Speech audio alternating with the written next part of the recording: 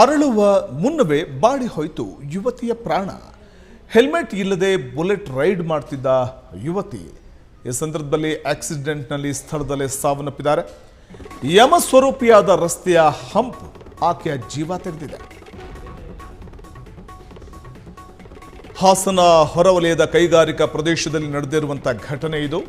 Helmet ಧರಿಸದೆ bullet ಚಲಾಯಿಸ್ತಾ ಇದ್ದ ವೇಳೆ ಸಂಭವಿಸಿರುವಂತಹ ಘೋರ ದುರಂತ ಇದು.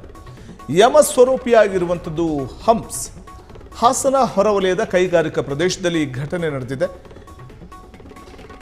ಹೆಲ್ಮೆಟ್ ಧರಿಸದೆ ಅಜಾಗರೂಕತೆಯಿಂದ ಬುಲೆಟ್ ಚಲಾಯಿಸಿದ್ದು ಯುವತಿಯ ಜೀವವನ್ನೇ ತೆಗೆದಿದೆ. ಹೆಲ್ಮೆಟ್ ಧರಿಸಿದ್ರೆ ಆ ಯುವತಿಯ ಜೀವ ಉಳಿತಾ ಇತ್ತು ಅನಿಸುತ್ತೆ. ಅಜಾಗರೂಕತೆಗೆ ಬಲಿಯಾಯಿತು ಒಂದು ನಂದಾದೀಪ.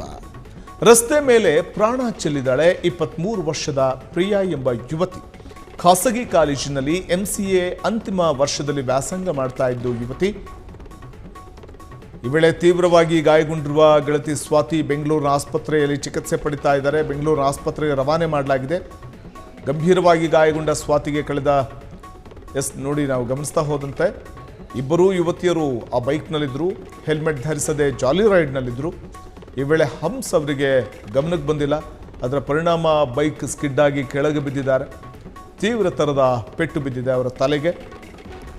ಅರಳುವ ಮುನ್ನವೇ ಓರ್ವ ಯುವತಿ ಪ್ರಾಣ ಕಳ್ಕೊಂಡ್ರೆ ಇನ್ನೋರ್ವ ಯುವತಿ ತೀವ್ರ ಗಂಭೀರ ಸ್ವರೂಪದ ಗಾಯಗಳಿಂದ ಆಕೆ ಬೆಂಗಳೂರಿನ ಆಸ್ಪತ್ರೆಯಲ್ಲಿ ಚಿಕಿತ್ಸೆ ಪಡಿತಾ ಇದ್ದಾಳೆ. ಫೋಟೋದಲ್ಲಿ ಕಾಣ್ತಾ ಇರುವಂತಹ ಯುವತಿ ಯಮಸ್ವರೂಪಿಯಾಗಿ ಬಂದಂಥ ರಸ್ತೆಯ ಹಂಪ್ಸ್ಗೆ ಬಲಿಯಾಗಿದ್ದಾಳೆ. ಹಾಸನ ಹೊರವಲಯದ ಕೈಗಾರಿಕಾ ಪ್ರದೇಶದಲ್ಲಿ ನಡೆದಿರುವಂಥ ಘಟನೆ ಇದು. ಹೆಲ್ಮೆಟ್ ಧರಿಸದೆ ಬುಲೆಟ್ ಚಲಾಯಿಸುತ್ತಿದ್ದ ವೇಳೆ ಸಂಭವಿಸಿದ ದುರಂತ ಇದು. ಹೆಲ್ಮೆಟ್ ಧರಿಸಿದ್ರೆ ಬಹುಶಃ ಆಕೆ ಜೀವ ಉಳಿತಾ ಇತ್ತು ಅಂತ ಅನಿಸುತ್ತೆ.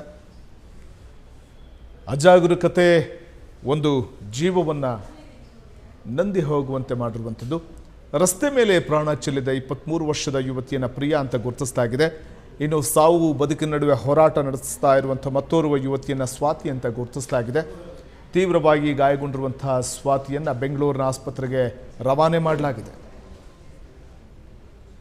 ಕ್ಷಣ ಕ್ಷಣದ ಸುದ್ದಿಗಳಿಗಾಗಿ ಫ್ರೀಡಂ ಟಿವಿ ಸಬ್ಸ್ಕ್ರೈಬ್ ಮಾಡಿ, ಲೈಕ್ ಮಾಡಿ ಹಾಗೂ ಫಾಲೋ ಮಾಡಿ. ಹೊಸ ಸುದ್ದಿಗಳ ನೋಟಿಫಿಕೇಶನ್ಗಾಗಿ ಬೆಲ್ ಐಕಾನ್ ಮೇಲೆ ಕ್ಲಿಕ್ ಮಾಡಿ.